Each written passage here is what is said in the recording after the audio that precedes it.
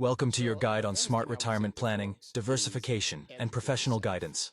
The scripture says, "My people perish because of lack of knowledge." And what I said is that folks will fall victim if they don't educate themselves, if they don't acquire the knowledge they have. And when I'm talking about knowledge, I'm not talking about general knowledge. Let's just say you're a lawyer, you have legal knowledge about the law. That's not what I'm talking about. I'm talking about the knowledge you need to know when it comes to retirement planning, your asset that you spend your lifetime saving. So you need to educate yourself. So acquire the book and read it. And it's a very fast read. That's not going to take you a whole bunch of time to read it. It is. And it's very condensed for a specific reason, because if we make it 500 page, 600 page, people are going to say, oh my goodness, this is too long, I can't read that. But nobody's reading that. I wrote the book as if I was speaking to a 5-year-old. So if I'm speaking with a 5-year-old, I can just read the book and they will understand it. That's how much I break down those jargon, those complex terms that Wall Street love to flow around. So I'll break them down in terms that people can understand and put them in the book. So the first thing is educate yourself.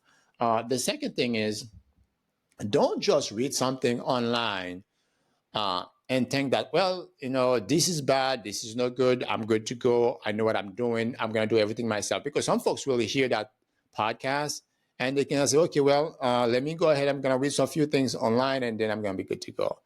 And that would not be the best decisions. And the reason is simple.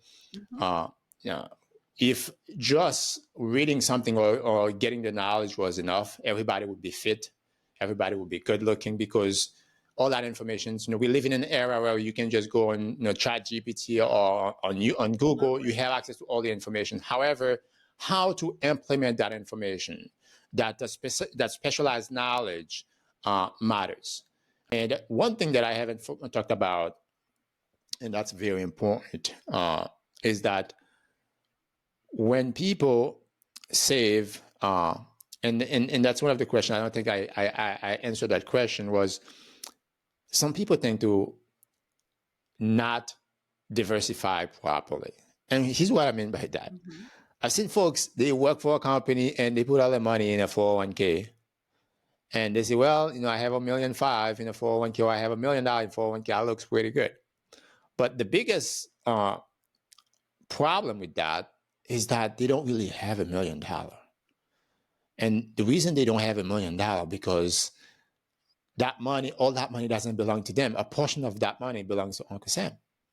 It's just, if they are in a 30% tax bracket, instead of having $1 million, they really have, in reality, $700,000.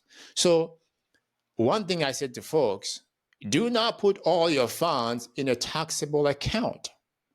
Because if you put all your funds in a taxable account, when it's time for you to take that money out, you are saving that money for you and Uncle Sam. What I'm saying is, you have to have a plan. You cannot have all your money in a taxable account, because if you do, you only have 70% of that money or 50% of that money. You want to make sure that you have tax-free money, tax-deferred money, which is the 401k, and tax-deductible money. It's going to help you on a year-by-year basis. So not one tool is bad. You have to have, it's just kind of like a plumber. You have to have different tools to help you do the work that needs to be done. So in summary, Shubert, what I hear you saying is, don't procrastinate. No matter where you're at in life, get educated and go start meeting with a financial professional, and don't put it off because you can't make up the time.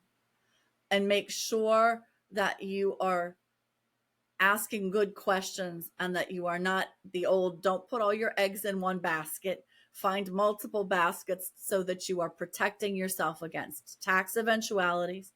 And then have conversations about the things in life that have changed for all of us, which is longevity and long-term care, and what do all of those things mean, potentially life insurance, so that it's totally balanced. And so what we want is a nice, level, steady state that we can trust and count on for a long-term, enjoyable retirement.